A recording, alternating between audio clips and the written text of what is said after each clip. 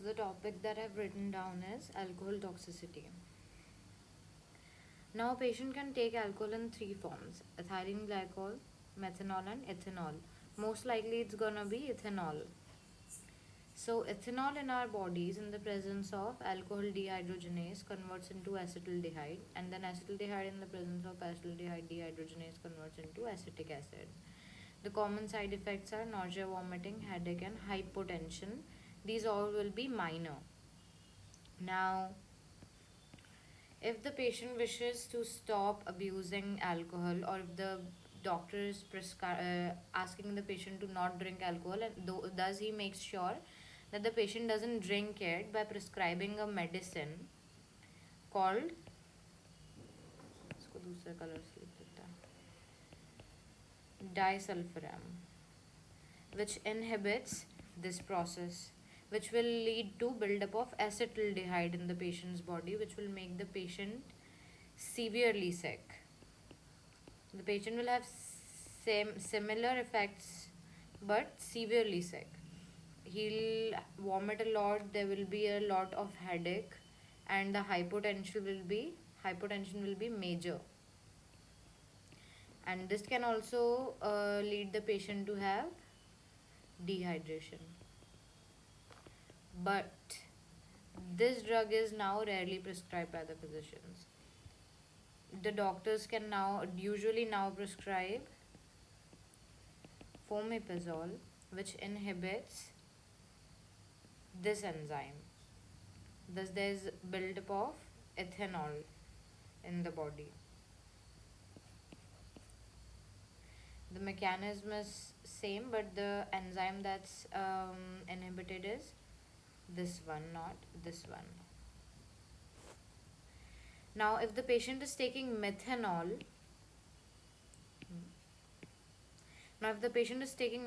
again in the presence of same enzyme, alcohol dehydrogenase, methanol will get converted into formaldehyde and formic acid. Now, formaldehyde and formic acid formation is worse than the formation of acetaldehyde in the body, because it can have worse side effects. That's acidosis, that will be metabolic, and retinal damage, which can potentially cause blindness as well. So also sometimes when the patient is abusing methanol, the doctors put them on ethanol, and also prescribe them to not take methanol, but if they are like really craving for alcohol, they can take ethanol but not methanol, because this has much worse side effects. Now, ethylene glycol, again in the presence of alcohol dehydrogenase, the enzyme is same all three way. Ethylene glycol gets converted into oxalic acid, and then the side effects are acidosis and nephrotoxicity. Also, crystal and stone formation in some cases in the kidney. Now, these are the side effects with which the patient might present and any questions that can be asked. Now, on the baseline, alcoholics are considered as lactic acidotic. Why? Now, here is the process that I've shown, where alcohol dehydrogenase is used in all three of these. This process requires NAD plus, and then it releases NADH. Lactic acid buildup is due to increased production of NADH.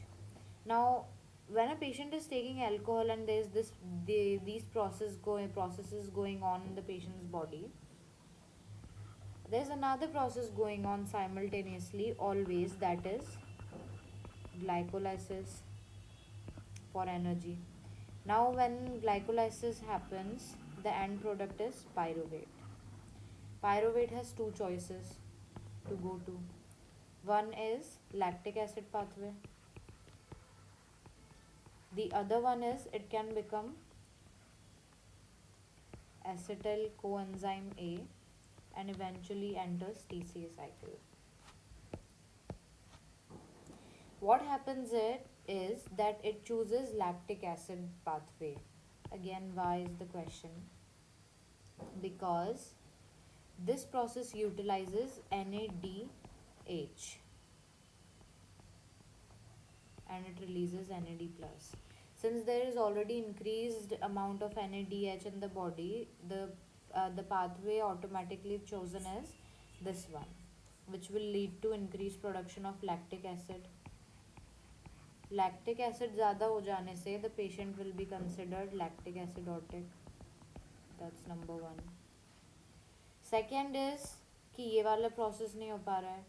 अब when lactic acid is built up and then this process is not happening, there's no conversion to acetyl coenzyme A, which will lead to no entrance in TCA cycle. TCA cycle's main goal is the production of ATP.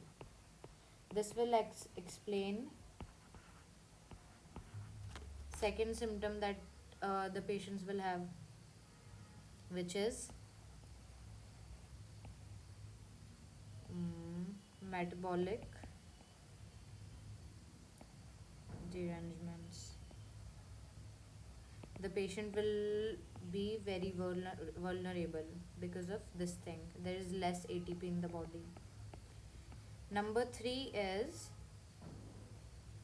what's happening is in the liver that due to decreased NAD plus, because it's mostly utilized here, so decreased NAD plus will lead to lack of availability of NAD plus for fatty acid oxidation in the liver. Oops.